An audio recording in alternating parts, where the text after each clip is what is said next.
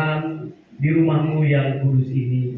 Kami percaya Tuhan, berharap bahwa setiap doa-doa yang kami sampaikan, Tuhan kiranya menjawab. Dan hari ini Tuhan firman-Mu yang akan terus menopang kami, menguatkan kami, mengingatkan kami, supaya kami terus menjadi orang benar dan berkenan di hadapan Tuhan.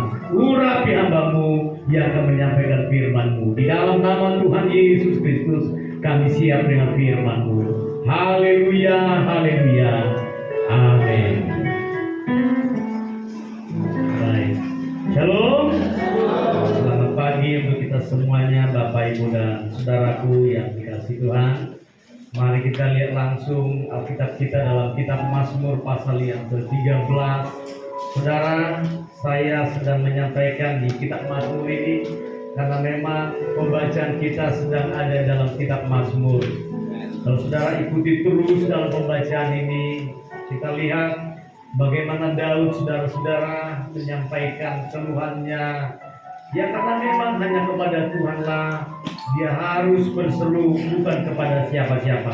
Kita lihat saudara di dalam Mazmur pasal yang ke-13 ayat yang pertama sampai ayat yang ke-6.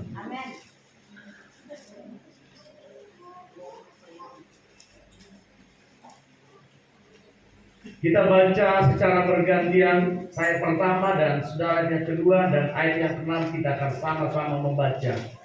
Doa kepercayaan untuk memimpin biduan, Mazmur Daud. Berapa lama lagi Tuhan melakukan akan terus menerus? Berapa lama lagi sesungguhnya berjam terhadap aku? Berapa lama? Ini biasanya pemborong ini. Jadi kalau pebisnis pemborong pasti semua diborong. Ayat ketiga saya baca. Berapa lama lagi aku harus menaruh kekhawatiran dalam diriku dan bersedih hati sepanjang hari? Berapa lama lagi musuhku meninggikan diri di atasku? Tanda bertanya, jawab aku menyatakan aku. Buatlah mataku bercahaya, supaya jangan aku tertidur dan mati. Supaya musuhku jangan berkata, aku telah mengalahkan dia, dan lawan-lawanku bersorak-sorak apabila aku goyah. 2-3 ya. Tetapi aku kepada kasih setiamu, aku percaya. Hatiku bersorak-sorak karena keselamatanmu. Aku menyanyi untuk Tuhan, karena Ia telah berbuat baik kepadaku. Topik hari ini saudara, doa dalam kepercayaan. Ada banyak memang macam doa saudara-saudara. Ada doa syafaat, ada doa pribadi, ada doa keliling, ada doa secara korporat, ada juga doa-doa berantai. Itu berantai itu biasanya setiap jam sampai 24 jam itu berantai. Tak ada putus-putusnya. Dan kita yakin saudara-saudara, doa yang kita panjatkan itu Tuhan pasti mendengar. Dan kali ini saudara-saudaraku, kita perhatikan Daud pada waktu dia berdoa secara pribadi, disitulah waktu Daud untuk menyampaikan keluh kesahnya. Kalau biasanya kita saudara secara bersama-sama, waktu kita berdoa untuk pribadi, malu didengar orang lain. Nah, waktu saudara berdoa banyak keluhan, pasti saudara, aduh saya nanti kalau doa ini nanti dengar lagi samping kiriku, nanti digosipin lagi. Nah, tetapi saudara-saudara, Daud dalam kesendiriannya dia menyampaikan keluh kesahnya kepada Tuhan. Dia menyampaikan betapa beratnya, betapa besarnya penderitaan Daud, sehingga dia mencurahkan isi hatinya dan menyampaikan keluhan-keluhannya. Jangan berpikir kalau Daud adalah seorang raja tidak memiliki pergumulan. Justru ketika dia diangkat menjadi seorang raja, dia begitu banyak pergumulan. Beberapa kali Saul ingin menyerang dia, memanah dia, tetapi dia terluput. Artinya apa saudaraku? Bahwa hasil doa yang disampaikan Daud, bahwa Tuhan itu adalah tempat perlindungannya. Maka ketika kita berdoa saudara-saudara, kita harus memiliki kepercayaan, keyakinan. Jangan sampai kita datang kepada Tuhan tapi tidak yakin, tidak percaya apa yang kita doakan, tidak percaya apa yang kita sampaikan. Justru hanya kepada Tuhanlah kita menyampaikan setiap keluh kesah kita dan penderitaan kita. Hanya Dia yang mendengar saudara. Kalau saudara datang kepada orang lain, kepada bestimu, kepada temanmu yang kau anggap teman sejati, teman sahabat, lalu saudara datang dan menceritakan keluh kesahmu, kira-kira respon saudaramu bagaimana? Yang pertama dia perhatikan engkau. Matanya kita nggak tahu, hatinya kita nggak tahu, pikirannya nggak tahu. Tapi waktu dia memperhatikan kita percaya dia pasti memperhatikan kita. Tapi waktu saudara menyampaikan apa yang menjadi kebutuhanmu, keperluanmu, dan berkata, boleh nggak aku pakai dulu uangmu? Karena anakku perlu sekali mau kuliah ini. Tolonglah Desti. Kan saya udah cerita dari awal bahwa keuangan kami habis segini, bahwa begini habis, kesini habis. Lalu kesimpulannya dia berkata, kalau kau memang bestiku yang sudah mendengar keluhanku, boleh nggak aku pakai dulu uangmu 1 bulan saja? Waktu kita berkata seperti itu saudaraku, kira-kira respon besti kita berubah nggak? Berubah. Antara ada dan tiada. Mungkin dia bisa nangis lihat dengar kita bicara.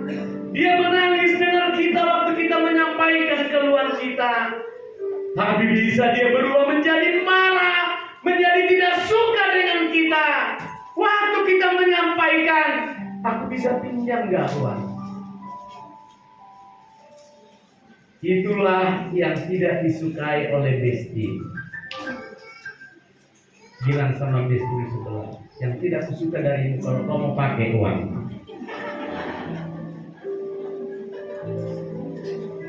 Kenapa besti?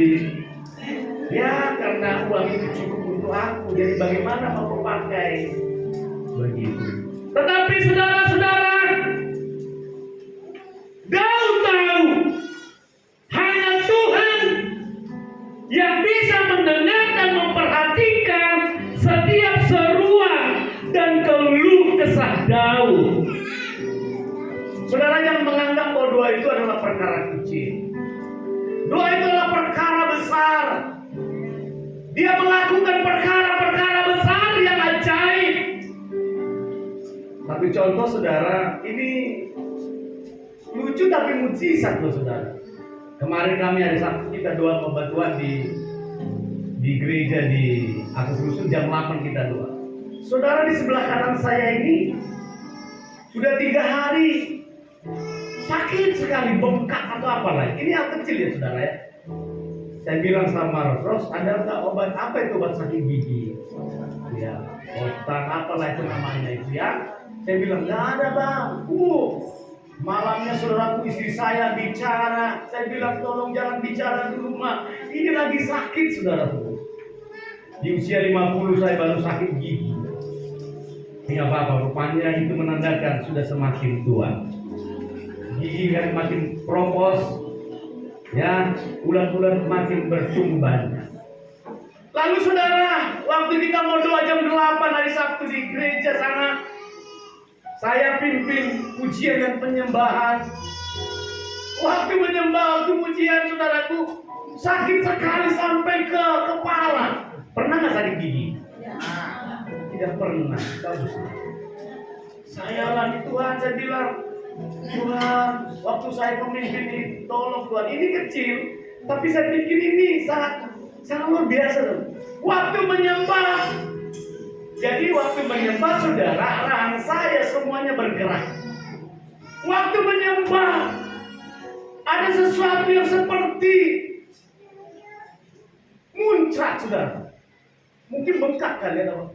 Waktu menyembah saya rasakan, saudara, kayak rasa darah. Oh haleluya, saya pengen menyembah. Rabasyana matakar. Di awal sakit, waktu menyembah terus, ternyata sudah sembuh, saudara-saudara. Nggak ada lagi sakit, tapi Tuhan ajaib.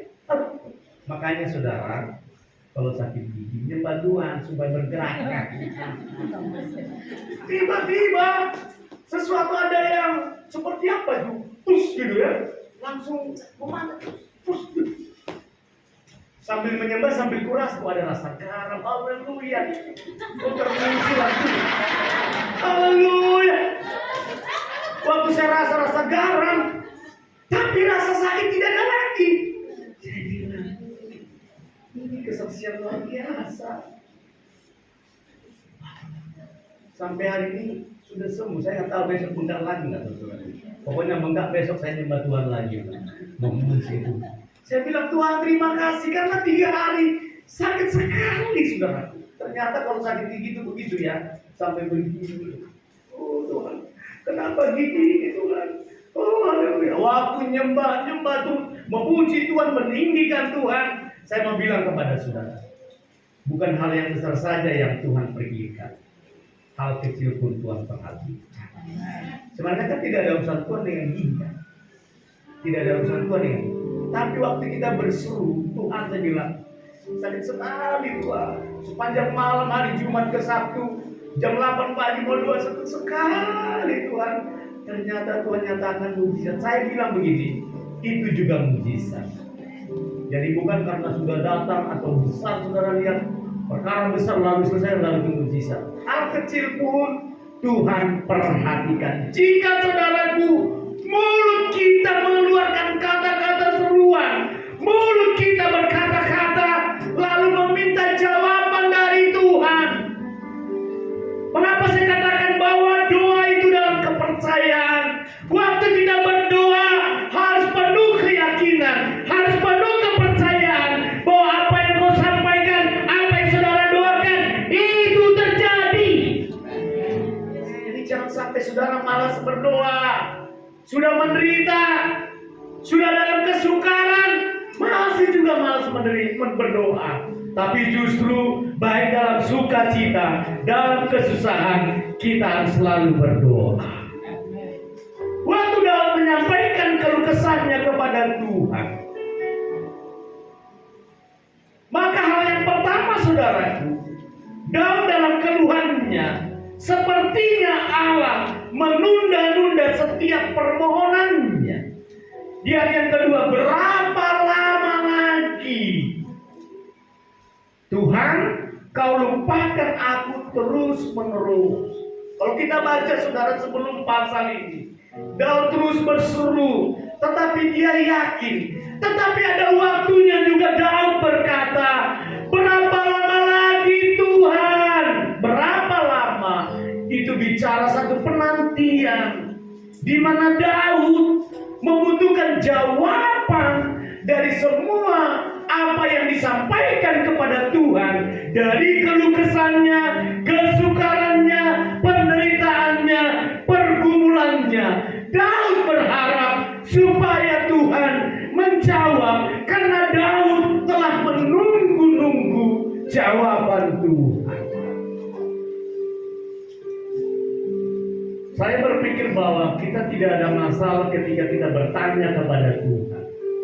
Tuhan, berapa lama lagi Kau menjawab doa? Berapa lama lagi Tuhan Kau mendengar seruan? Aku sudah meminta ini Tuhan, Engkau belum mendengar.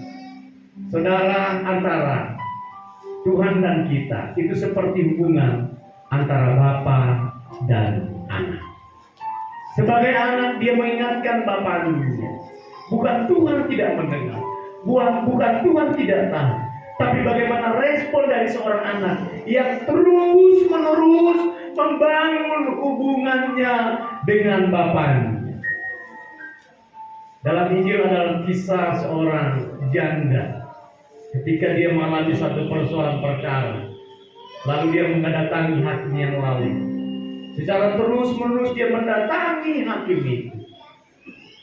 Lalu dikatakan hakim itu tidak takut sama siapapun. sama Tuhan pun dia tidak takut. Tetapi karena keteguhan daripada perempuan janda ini, dia mendatangi hakim yang lalim itu. Lalu apa dikatakan? Daripada dia menyusahkan aku, lebih baik aku membela perkara. Saudara, kita berdoa kepada Tuhan secara terus-menerus, bukan pada waktu kita mau, bukan pada waktu kita mood, bukan pada waktu kita dalam kesusahan, tetapi setiap waktu kita harus berdoa di dalam kepercayaan, keyakinan kita bahwa setiap permohonan yang kita sampaikan kepada Tuhan, Dia pasti menjawab. Walau saudara terkadang Daud berkata, berapa lama lagi Tuhan Engkau menolong aku? Berapa lama lagi Tuhan Kau lupakan aku terus menerus? Daud menganggap Tuhan melupakan setiap permohonannya. Daud menganggap Tuhan tidak memperhatikan apa yang disampaikannya. Tetapi Tuhan, Dia adalah Bapa kita. Dia tetap memperdulikan kita. Berapa lama lagi kau sembunyikan wajahmu terhadap aku?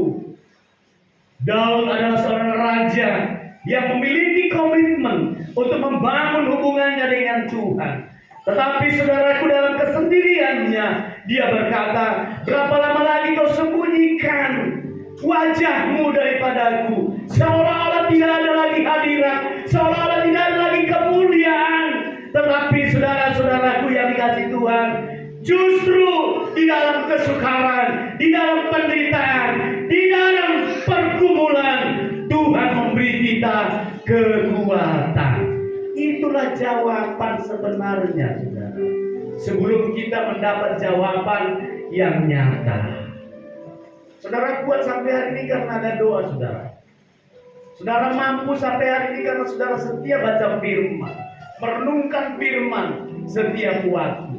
Daud berkata, begitu banyaknya lawan-lawanku, begitu banyaknya para musuhku, dan lawan-lawanku meninggikan diri. Itu bukan bicara manusia saja, tapi bicara penderitaan. Banyaknya saudaraku pergumulan yang dihadapi. Bukan bicara manusia yang menjadi lawannya, bukan itu yang menjadi seterunya, tapi pergumulan, penderitaan, keluh kesah yang dianggap itu menjadi lawannya, yang bisa mematikan dirinya. Tadi kita baca surat, bisa membuat diri juga mati. Mati ini bukan mati secara jasmani, tapi membuat dirinya mati rohani, saudara-saudara. Pertanyaan ini sering juga kita lakukan, kita sampaikan kepada Tuhan.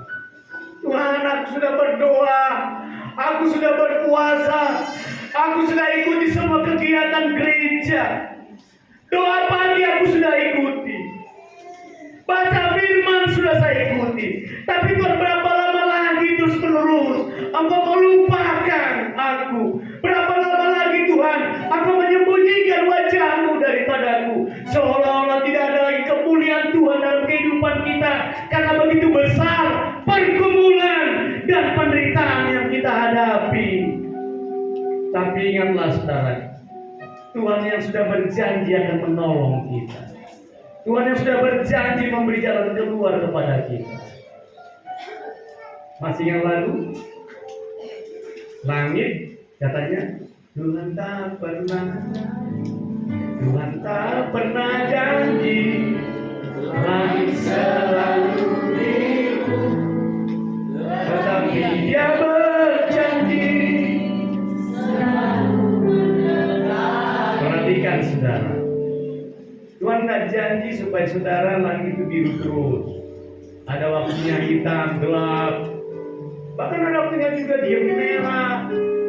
Tapi ingat saudara, yang Tuhan janjikan adalah di saat-saat kita menghadapi situasi yang berubah.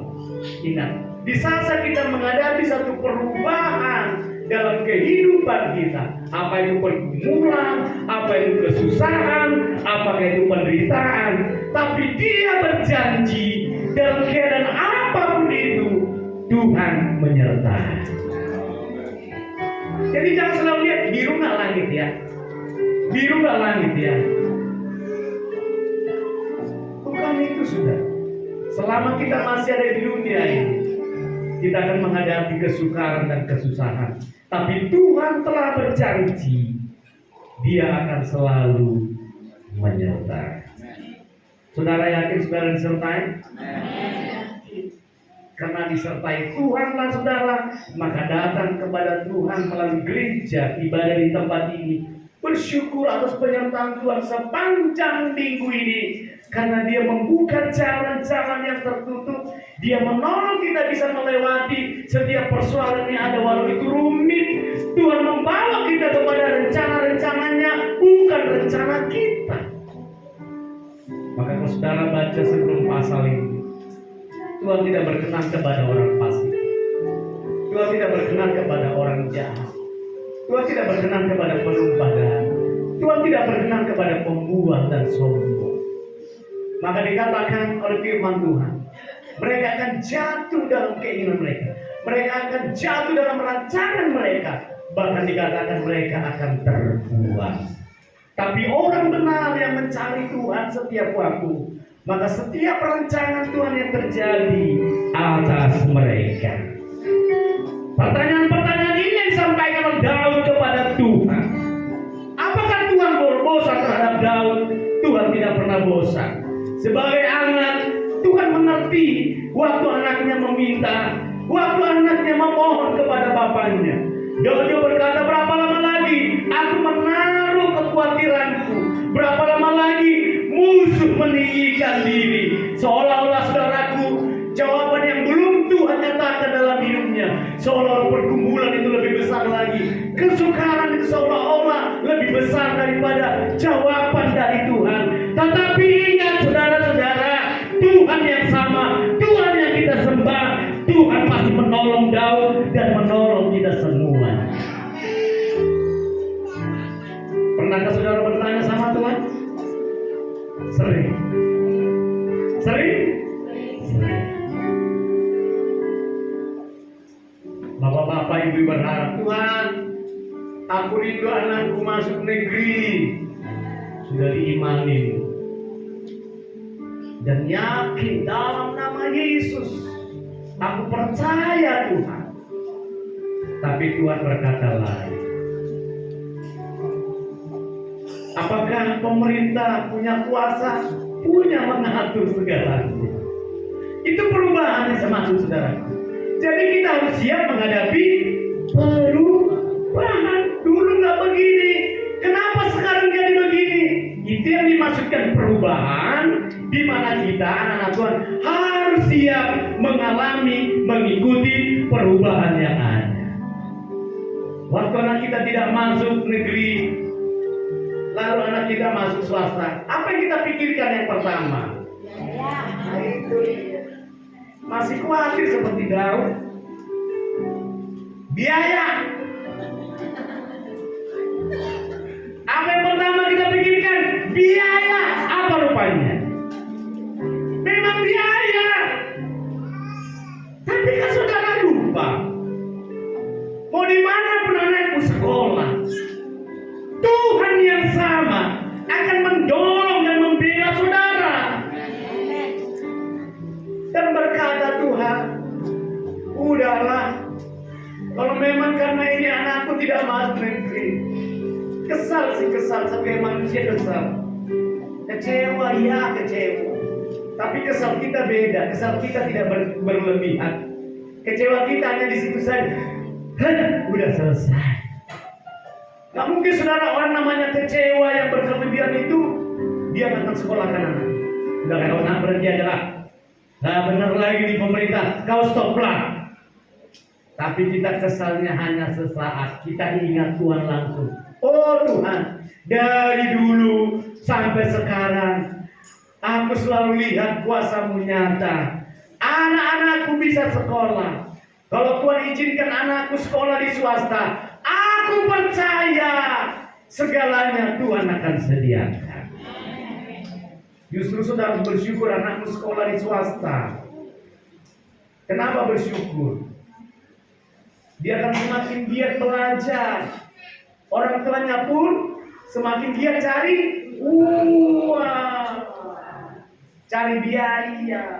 Tetapi yang pertama yang harus dicari adalah Tuhan. Amen. Jangan takut, saudara. Biar Tuhan yang menolong. Kalau itu diizinkan untuk kita hadapi, jangan takut dan khawatir. Tuhan pasti menolong, saudara. Saya kan pernah berkata, waktu anak saya TK, ya berkat saya cukup untuk TK. Betul, cukup untuk TK. Nggak lebih. Lalu waktu anak saya masuk SD, 06 pagi kalau tidak salah ya. Iya, 06 kan makin turun biayanya. Dulu TK swasta di Pondok Bambu biayanya luar biasa. Waktu saudaraku masuk di 06 di sini di Cakung, saya waktu berkatnya diturunin karena gratis. Lalu kita berdoa, Tuhan, kami rindu anak kali ini masuk negeri. Daftari, persaingan ketat. Awalnya namanya masih muncul. Setelah muncul hilang sekejap. Nggak masuk. Ya udahlah, masuk swasta. Sekolahlah di SMP Harapan Bunda. Biayanya cukup besar. Kalau nggak salah dulu 600.000 per bulan. Kalau tidak salah 400-600. Tapi tahukah saudara, berkatnya dinaikin. Cukup selesai. Lalu setelah SMP masuk SMK Petamburan, biayanya makin naik. Apakah pendapatan naik? Dinaikin Tuhan. Tuhan tahu. Tuhan akan mempermalukan anak-anaknya yang berseru kepadanya. Cukup. Naik kuliah. Ya kan, setelah kuliah biayanya cukup. Walaupun ikat pinggang harus dikencangin. Dan biasanya level 7 naik level 10. Dan kalau restoran Bapak carinya level berapa? Level berapa yang paling pedas? Level 10. Ya itu aja lah. Dikencangin level 10. Kita doa-doa, kami percaya Tuhan pasti punya cara. Selesai. Jadi saudara jangan khawatirnya dulu yang didahulukan, tapi Tuhan. Kok nggak terima? Jangan khawatirnya, tapi Tuhannya yang didahulukan. Aku percaya Tuhan. Kalau Tuhan izinkan ini, Tuhan pasti sediakan tepat pada waktu. Tuhan punya banyak cara menolong kita, saudara. Makanya Bapak Ibu, kalau anakmu minta kuliah, kuliahkan dia. Jangan banyak alasan. Kau minta kuliah, bapakmu ini tahu ya, BTL. Apa itu BTL, Pak? Botol. Batak tembak langsung. Nggak pernah bapakmu di kuliah. Nggak usah kau kuliah. Jangan begitu. Kalau anakmu bilang, Pak, saya mau kuliah. Mantap, tenang. Saya dukung, tapi cari ya biayamu sendiri. Kau pasti bisa. Jangan patahkan semangat anakmu, saudara-saudara. Amin, Bapak Ibu. Ada yang anaknya mau kuliah, coba angkat tangan. Anaknya yang mau kuliah untuk semester ini. Ada? Oh iya. Oke. Ada lagi yang mau kuliah? Oh ya, mau Jonathan mau kuliah lagi.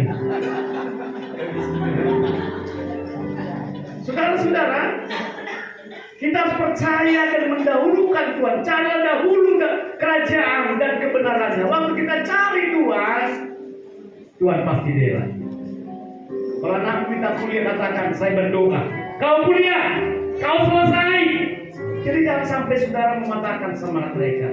Kita punya Tuhan yang hebat. Kita punya Tuhan yang dahsyat. Tuhan punya cara banyak, saudara, untuk menolong kita. Jadi hal yang pertama, Daud. Ya, dia berkata bahwa Daud tidak lagi mendengar, tidak lagi mau tahu dengan dirinya. Padahal tidak seperti itu, saudara-saudara. Sebagai manusia, Daud wajar menyampaikan keluhannya seolah-olah Tuhan menunda-nunda setiap permohonannya. Tetapi saudara, Tuhan tidak pernah menunda, tapi Tuhan selalu memperhatikan. Yang kedua saudaraku, Daud dengan sungguh-sungguh berdoa kepada Allah. Untuk apa? Supaya Tuhan membela perkaranya. Ayat yang keempat, pandanglah kiranya, jawablah aku, ya Tuhan Allahku, buatlah mataku bercahaya, supaya jangan aku tertidur dan mati. Daud yakin saudara-saudaraku, sebagai manusia dia menyampaikan kata-kata keluhan seolah-olah Tuhan menunda. Tetapi saudara-saudara, Daud sangat meyakini bahwa Tuhan pasti membela perkaranya. Dari mana kita tahu bahwa Daud yakin bahwa Tuhan pasti membela perkaranya? Ayat yang keempat yang pertama, pandanglah kiranya, jawablah aku. Tuhan pasti memandang dan menjawab doa. Tuhan pasti memandang pergumulan, penderitaan, kesukaran yang dihadapi oleh Daud, dan Tuhan pasti menjawab seruan permohonan yang disampaikan oleh Daud. Jadi dua-duanya itu saudara-saudara harus kita sampaikan kepada Tuhan. Berkata, pandanglah aku ya Tuhan, jawablah doaku. Kalau saudara sampai hari ini belum tahu berdoa, baca kitab Mazmur. Ada yang belum sampai mulai dari lahir sampai sudah tua nggak tahu berdoa? Baca kitab. Doa itu adalah bahasa di mana kita menyampaikan kepada Tuhan. Doa itu tidak diatur-atur. Doa itu tulus dari hati kita. Doa itu mengalir dari kehidupan kita. Apa yang kita minta kepada Tuhan, apa yang kita sampaikan kepada Tuhan, itulah doa yang sesungguhnya. Amin saudara ya. Dan kapanpun, dimanapun saudara bisa berdoa, maka Tuhan berkata, masuklah ke kamar dan kuncilah kamar itu dan berdoalah di sini. Kita bisa menyampaikan keluhan kita. Pada saat saudara menghadapi persoalan saat itu, saudara bisa undang Tuhan dan berkata, Tuhan, tolong aku, bela perkaraku. Tuhan, mampukan aku menghadapi. Tuhan, tolong aku, berikan aku jalan keluar. Jadi doa itu bahasa yang dimengerti Tuhan adalah doa yang tulus, doa yang spontan keluar dari mulut kita, memohon kepada Tuhan. Doa bahasa yang dimengerti Tuhan adalah doa yang kita sampaikan tentu sesuai dengan kebutuhan kita. Ya saudara, jangan berdoa, Tuhan, hari ini aku minta di dalam nama Yesus, aku minta 3M. 2M. Aku perintahkan uang dari surga. Siapakah engkau dan siapakah aku? Minta sesuai dengan kebutuhan kita, saudara-saudara. Apa yang kita perlukan, apa yang sesungguhnya yang kita butuhkan, itu yang kita minta kepada Tuhan. Jangan berkelebihan. Amin ya saudara ya. Jangan juga berdoa, Tuhan aku berdoa buat suamiku, ambillah satu kakinya. Untuk apa kakinya diambil? Tuhan gak perlu kakinya. Kan kadang-kadang kita emosi kepada suami, atau mungkin Tuhan, pukulkan dulu kupingnya itu yang satu itu, supaya dia sadar dan bertobat. Saudara, jangan ajarin Tuhan untuk bertobat. Amin. Jangan ajarin Tuhan. Justru Tuhan suruh kita supaya dia bertobat. Ibu-ibu katakan amin. Nggak kencang. Tuakan. Tuhan, sudah puluhan tahun, sudah 20 tahun, aku tidak merasakan seperti aku punya suami. Tuhan, gimana lah caranya? Tuhan bilang caranya kau diam banyak. Kau banyak doa, biar aku yang bertindak. Jangan kau suruh-suruh aku bertindak. Benar kan? Sering kita suruh Tuhan, Tuhan, kayaknya nggak perlu lagi di sini nih Tuhan. Tapi gimana kayak Tuhan? Jangan suruh Tuhan bertindak. Tuhan bilang kita apa? Kau banyak diam, kau berdoa. Lakukan aktivitasmu, cari aku Tuhan Allahmu selama aku masih berkenan untuk dicari. Biar aku yang berperang. Engkau hanya penonton saja, diam saja. Aku yang akan berperkara. Jadi apa yang kulakukan Tuhan, kata si istri. Kau lakukan hanya doa. Apalagi Tuhan, masak nasinya. Ini yang rumit Tuhan. Apalagi kasih kopi. Kalau nggak mau kopi kasih jahe. Aduh Tuhan, udah gak ada penghasilan masih kasih yang mahal-mahal. Percaya kalau kau diam, engkau banyak doa, aku pasti menolongmu. Amin. Berkat itu bukan karena kopi dan nasi yang mahal, tapi berkat karena ketundukan dan ketaatanmu. Bisa lihat ibu-ibu sini, ibu-ibu yang luar biasa. Bapak-bapak, kalau kau lihat istrimu cerewet, itu biasa karena banyak makan cabai rawit. Dengarkan saja. Mungkin saudara-saudara lama tidak pernah mendengar nasihat itu. Perkataan itu, walau itu pedas, tapi istrimu menjadi penolong, itu menjadi sahabatmu. Dia harus mengeluarkan perkataan itu. Lalu suami bilang, jadi apa Tuhan? Kayaknya telingaku udah mau pecah ini. Nggak kuat Tuhan, puluhan tahun terus ini aja, nggak ada perubahan. Tuhan bilang, kau yang berubah, bukan istrimu. Istrimu memang dari dunia diciptakan memang Tuhan cerewet. Karena setiap hari harus mengeluarkan 3.000 kata-kata. Pegang handphone cerewet. Oh, dapat sini, dapat. Hei, mantap. Masak nasi goreng ding dang ding. Sudah juga sendok bunyi, mulut juga ikut keluar bunyi. Ding dang ding dang, plung klang. Di mana kau? Mau makan ya kau? Atau tidur? Sudah makan weh. Kayak kernek aja. Tapi memang itu. Tuhan bilang, Tuhan makin gak kuat. Tuhan bilang kau kuat karena aku. Kenapa dulu kau mau? Harusnya dulu bilang nggak mau, kau terlalu cerewet. Kenapa setelah punya anak kau 12 kau bilang itu bukan jodoh? Jadi Tuhan bagaimana? Kau justru harus menjadi bapak dan jadi teladan buat istri. Katakan amin. Bapak-bapak katakan amin. Lebarnya bapak-bapak sih. Calon bapak-bapak, dengar ini. Kau harus menjadi suami kelak, suami yang dibanggakan. Suami is the best. Suami yang luar biasa. Anak-anak muda, engkau harus menjadi anak-anak muda yang taat Tuhan, yang takut Tuhan, sehingga kau bisa menghormati orang tua. Artinya apa saudaraku? Orang yang hidup dalam doa, orang kehidupannya dalam doa, maka Tuhan akan mengajari kita. Roh Kudus akan memberi kita hikmat apa-apa saja yang harus kita lakukan dan kerjakan.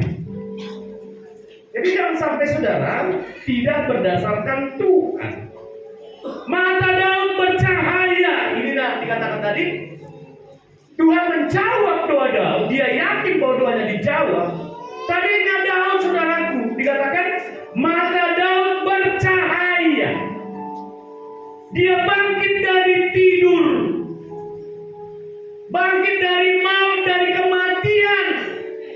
Yang tadinya dia sudah pasrah. Sudah tidak mau hidup lagi. Mata sudah tertutup. Tidak mau tahu lagi. Mau Tuhan, mau siapa dia tidak mau tahu lagi. Tetapi karena doa yang dia yakini, Daud berubah, matanya bercahaya. Artinya apa? Ada suatu kehidupan yang baru terjadi dalam kehidupan. Orang kalau sudah stres, Orang kalau sudah depresi, orang kalau sudah merana, matanya tutup terus. Makanya di gereja ini mata tidak boleh tutup. Lihat kanan kiri, tutup matanya. Nanti mirip seperti Daud. Dia lagi depresi. Kalau tutup mata di gereja, lagi tutup mata, ingat tanda-tanda perubahan. Daud bercahaya matanya, bahwa Tuhan menolongnya.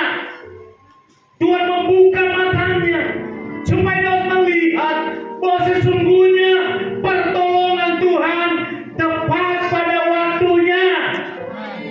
Saudara pernah waktu dengar doa saudara dijawab Tuhan, kira-kira mata kita berubah nggak?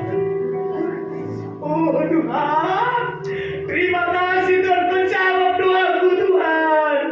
Mata terbuka seperti bercahaya, kedap-kedip lampu di kota.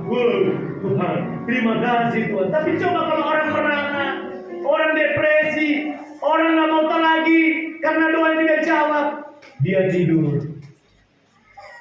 Ada lewat orang pun dia nggak mau tahu. Diingatkan ke gereja bu, ke gereja apa? Udah nggak mau tahu. Mata tutup. Konser sudah nggak mau tahu, mata tutup. Kaum bapak, kalau kaum bapak masih mendingan, tapi masih tutup mata sebagian. WBI tutup mata, nggak mau peduli Tuhan lagi. Saudara harus bangkit dari keterpurukan, harus bangkit dari kelemahan, harus bangkit dari kejenuhan. Di luar Tuhan kita tidak bisa berbuat apa, nggak bisa. Tapi ketika kita dalam Tuhan, kita bisa lakukan perkara-perkara yang besar. Dan Tuhan telah mengalahkan lawan-lawannya yang dianggap musuhnya. Para musuhnya yang meninggikan diri, Tuhan mengalahkan para lawan-lawannya. Artinya di sanalah pertolongan Tuhan. Daud bisa melewati persoalan, Daud bisa melewati pergumulan dan kesukaran karena Tuhan membelanya. Yang ketiga saudara, yang terakhir, Daud meyakinkan dirinya bahwa Tuhan pasti menjawab. Tadi bahwa Daud sungguh-sungguh berdoa kepada Allah bahwa Tuhan pasti membela perkaranya. Lalu yang ketiga saudara, Daud meyakinkan dirinya kembali bahwa Tuhan pasti menjawab doanya. Ada satu keyakinan dalam dirinya bahwa Tuhan pasti menjawab doa-doanya. Di mana doa-doa yang ditanyakan itu di awal tadi itu. Tuhan janganlah menunda-nunda.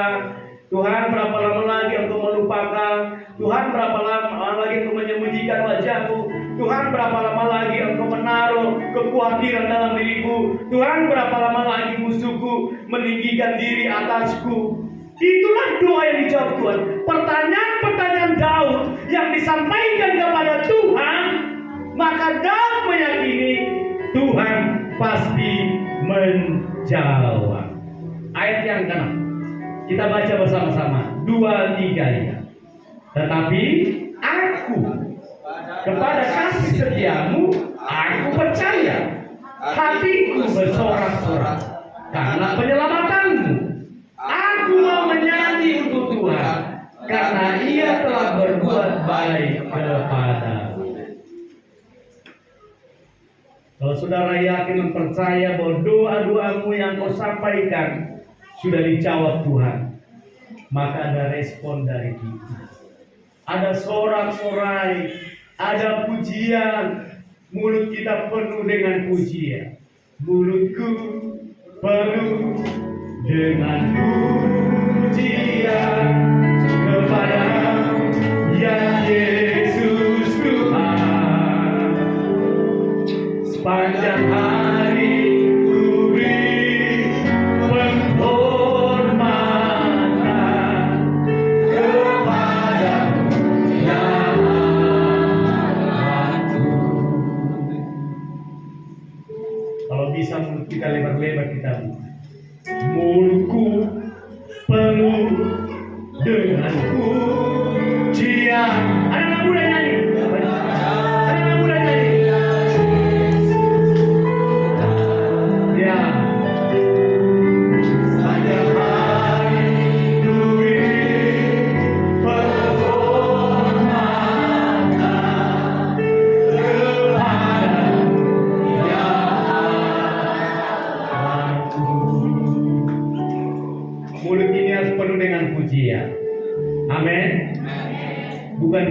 cerca dan maki dan penghakim. Mulut saudara diciptakan untuk memberkati orang lain. Mulut kita dipakai untuk memberitakan Injil, menyampaikan kabar baik. Anak-anak muda percaya, Tuhan pasti mendengar doa-doa. Anak-anak muda katakan amin. Engkau masa mudamu selalu mencari Tuhan dengan sungguh-sungguh. Tidak ada lain selain Tuhan yang akan menolong. Makanya dari sekarang ciptakan cita-citamu dan pertaruhkan Tuhan. Aku mau jadi berkat Tuhan. Aku mau menjadi orang yang berguna Tuhan. Maka masa kuliahku Tuhan kau bela aku, kau menolong aku. Kalau aku lulus dari perkuliahanku, aku akan jadi berkat Tuhan. Dan bukan menjadi kesombongan dalam diriku, tetapi menjadi kebanggaan bagi Tuhan, bagi keluarga, bagi gerejaku, bagi lingkunganku, bagi semua yang mengasihi aku. Dan taruhkan di hatimu, berikan aku jodoh yang terbaik Tuhan. Ibu-ibu yang bilang amin, itu anak muda. Katakan anak muda, berikan aku jodoh yang terbaik. Yang terbaik.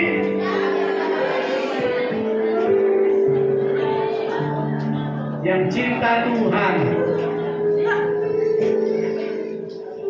Saudara, kalau saya ingat kenangan dengan Ibu Intan ini, lucu, aneh tapi nyata. Usia kami kan beda, saudara. Lebih tua saya. Tapi namanya jodoh, ingat, namanya jodoh. Kalau sudah Tuhan yang menjodohkan, yang menyatukan, mau beda umur pun, no problem. Karena kita di dalam Tuhan. Jangan takut, Tuhan nanti kalau beda umur aku ditinggalkan. Kalau dalam Tuhan, kagak, paling ditinggal mati. Benar sudah. Lalu saya kejar Bintan. Kalau nggak salah dulu pakai jet. Sudah. Karena cintaku padanya, gunung pun kudaki, lautan ku seberang, lautan aku seberang. Benar. Naik ferry tentu ya saudara, aku nggak bisa berenang. Tapi saudara, udah cinta malam, udah menggebu-gebu, ketemu.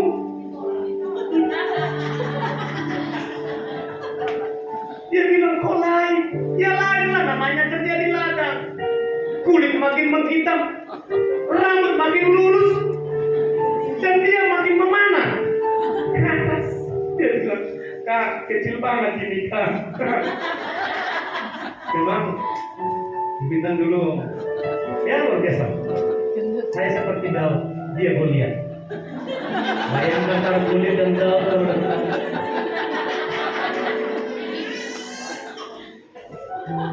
Namanya baru turun dari PMH non AC, masih ambil leher, masih lengket karena keringat kanan kiri. Dia lihat, kurus banget. Karena waktu telepon suaranya rapat, karena doa terus. Tapi dia nggak lihat fisiknya. Wah, dia bilang tinggal level. Pria-pria dengar, jangan ciut. Dia bilang putuslah kita lam. Memang segampang itu. Kenapa? Kalau putus, saya mau pulang nggak ada ongkos. Mau kemana? Jadi mau nggak mau akan pulang, akan putus. Nggak ada PHP, nggak ada uang lagi. Karena 5.000 diberikan bapak mama saya. Ini nanti uang pernikahanmu. Mana cukup di Jakarta 5.000? Belum uang makan selama naik pena ini 2 hari 3 malam. Benar ya? Oh, iya. Malu sudah lupa naik pena.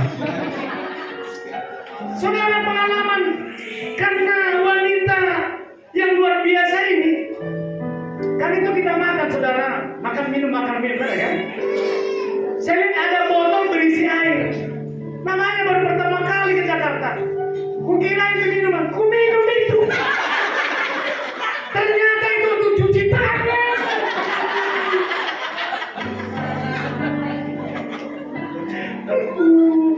Kulihat kan karena saya pede aja. Ya pura-pura udah dari Jakarta lah. Ada air di botol. Mantap sekali minuman ini, sudah haus. Ada gelas langsung tua. Kulihat di temannya.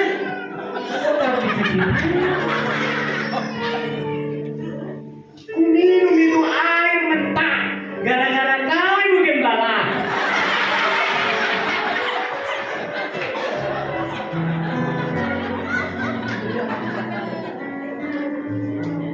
Saya kira makanan di kampung sama dengan makanan di rumah makan itu.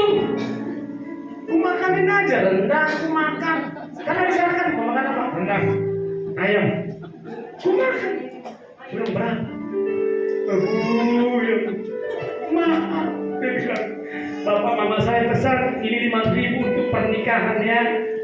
Habis 2.000. Tinggal 300.000. Pengalaman luar biasa. Pernah nggak saudara baru pertama ke Jakarta lalu minum air botol yang mentah itu?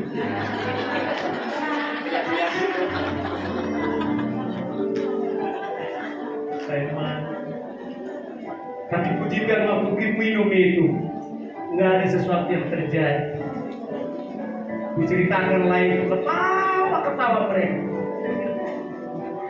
Tapi aku kalau kulihat ada minuman botol, saya nggak mau minum. Mau whisky, mau bir, mau kamput, saya nggak minum. Karena itu sesuatu pengalaman yang buruk. Katakan amin bapak-bapak. Bukan hanya minuman botol yang ada berisi air, tapi kalau kemudian ada botol berisi minuman mau warna hitam, warna biru, warna mengkut, saya nggak minum lagi. Trauma. Sampai di Jakarta, ketemulah dengan si dia. Makanya kalau ada wanita, jadi jangan cium, kejar tuh. Bila perlu bawa itu bebek. Madura makan sama-sama biar pedas. Bilang kaulah jantungku, kaulah bintangku, kaulah bulanku, kaulah segalanya. Tidak ada yang lain. Dunia ini milik kita berdua. Orang sudah tidak ada lagi di dunia ini. Wanitanya bingung. Wajar berkelebihan kamu. Kau bilang ada dunia baru kau ke gereja. Lalu sampaikan. Rupanya saudara kepada wanita itu harus langsung sampaikan. Ku bilang sama Ibu Intan, saya ke Jakarta ini mau menikah denganmu. Karena wajahnya lain lihat saya. Saya juga lain lihat wajahnya. Wajahnya Jakarta, saya wajah kampungan.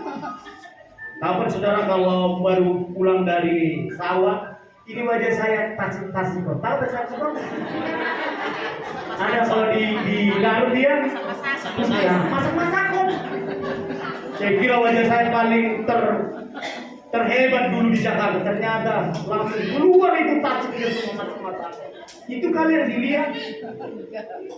Tapi saya bilang aku ke Jakarta mau menikah denganmu. Kalau aku pulang sudah tidak ada uang, mau kemana? Jadi mau nggak mau harus menikah. Puji Tuhan. Saya doa nyembah Tuhan. Nggak mungkin aku ngamen. Kalau ngamen pun ketemu siapa? Doa menyembah. Tuhan jam hatinya. Datang dengan persoalan yang ada tantenya Maya, ya Risma. Jadi kita lagi duduk di meja makan. Om, dia belum menikah loh.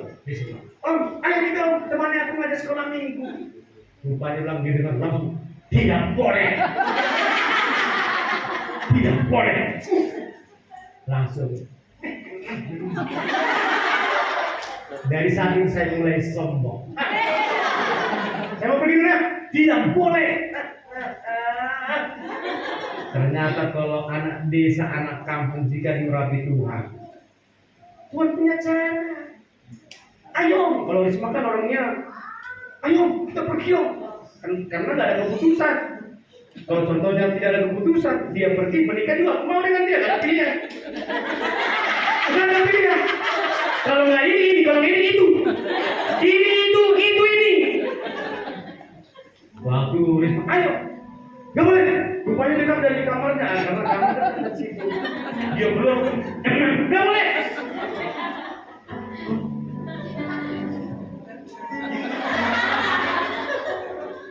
Saya bilang dalam waktu saya kamu, gak jadi pulang. Saya bilang, semua Tuhan atur dengan cara itu sudah. Jangan baru diputus sedikit.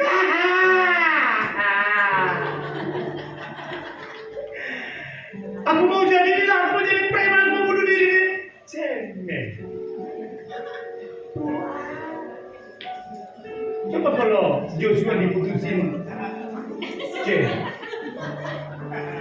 Joshua akan main gitar saya batu.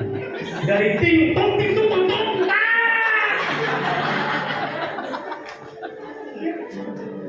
Jadi anak muda, yakin Tuhan pasti menjawab doamu.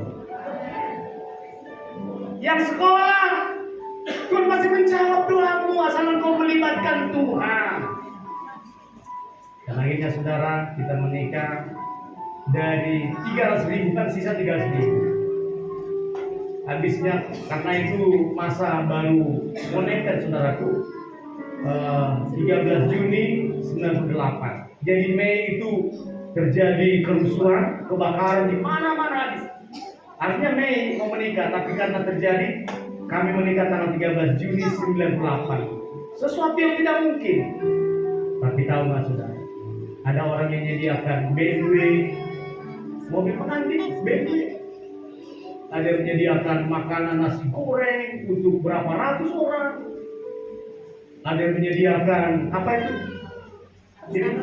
Sama. Makanya karena saking istri saya kayak hantu.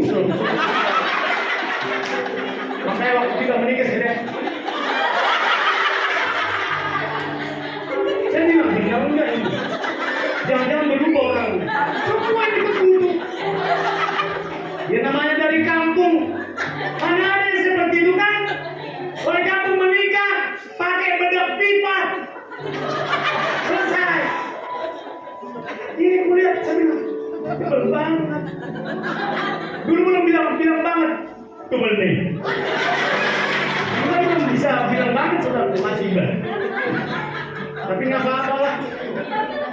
Yang penting menikah, iya kan? Pakai itu lagi apa itu? Selayar ya. Udah panjangnya 2 meter. Saya bilang berat banget tuh dia angkat. Kalau di kampung simpel tinggal pakai kebaya udah langsung pulang.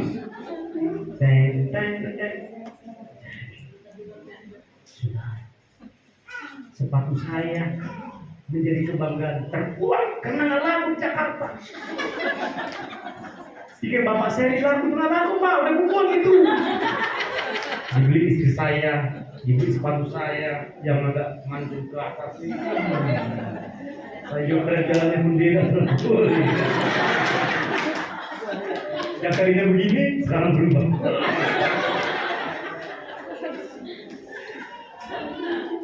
Lalu menikah, jas saya yang saya bawa warna biru, baru itu mahal. Itu juga nggak laku. Warnanya beda. Udah buang itu pak, amoy. Nggak laku itu. Wah. Celana kuncup. Aduh. Saudara ini saya katakan, karena Tuhan lah itu semua. Sekarang saudara, ya, wajah sudah nggak masak-masakan lagi. Karena udah dimasakin pintar. Semuanya Artinya apa? Karena Tuhan.